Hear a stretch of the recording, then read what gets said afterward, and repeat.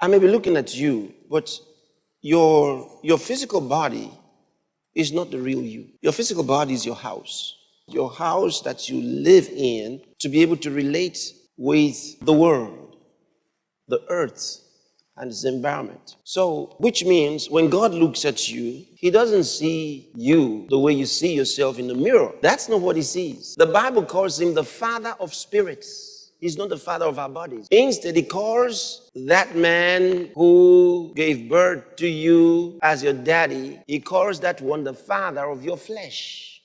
So he says, we have had fathers of our flesh who corrected us. Then he calls God the Father of spirits. So how are you going to relate with God? Since he's not the father of your flesh, he's the father of your spirit. So you relate with him from your spirit. And it's your spirit that's born again, not your flesh.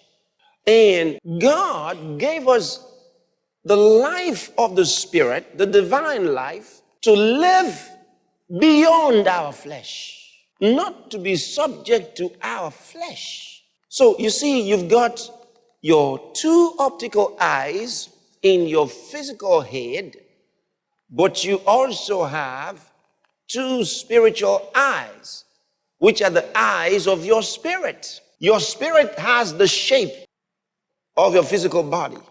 So what changes it? Can there ever be a difference?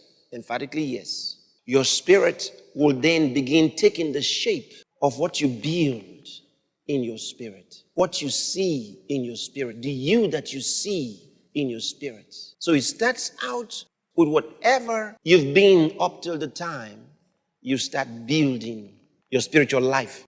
For example, imagine that the man was born crippled. He'll see himself crippled. His spirit will be crippled until the word of God comes to him. And here is the science of divine healing. So he sees himself crippled, and that's what he's known because he's been controlled by his flesh. That's the life he's known until the ministration of the word comes to him to give him another mirror to look at himself in the spirit. Then he starts looking at himself. If he can catch that picture, soon enough, there'll be a change. But he can catch the picture and still not change, because catching the picture is just one side of it. And he can begin to say, you may look at me like a crippled man, but make no mistakes about it, I'm not crippled at all. And he'll be right, because he can see his spirit that he's not crippled. So why is he still crippled? Because there are other parts to it. It's not enough to see it. There must be a strong desire to make a change. There must be the desire to become what I see. And then there are steps. I must proclaim, and then I must take a hold of it.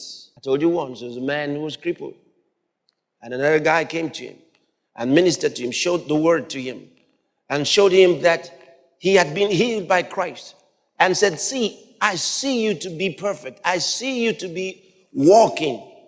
He says, this is what I see you to be. And when he showed him, the man said, is that what you see me to be? Is that what God sees me to be? Then he said, then that is the man that I shall be. He got up. There was no difficulty. For years, he had never walked. He got up. Then that is the man that I shall be. He could have left it there, but he acted. What does the Bible tell us in Acts chapter 3? The man who couldn't walk from birth, who they laid daily at the gate of the temple called Beautiful. The Bible says Peter got him by the right hand and lifted him up. And he, leaping up, stood. Doesn't say as Peter was raising him, he started saying, take the second hand, please. Take the second hand. Help me, help me, help me. The Bible says he, leaping up, his faith had to be a part of it. He, leaping up, stood. So the man leaped and walked. So it starts out with your spirit having the character and appearance and shape of your outward man. And then you start changing. That's why years ago I shared with you a message, change the inside first. You remember that? Change the inside first. If you can change the inside, nothing will stop the outward man. He will take on the character and the personality of the inward man. So walk on the inward man.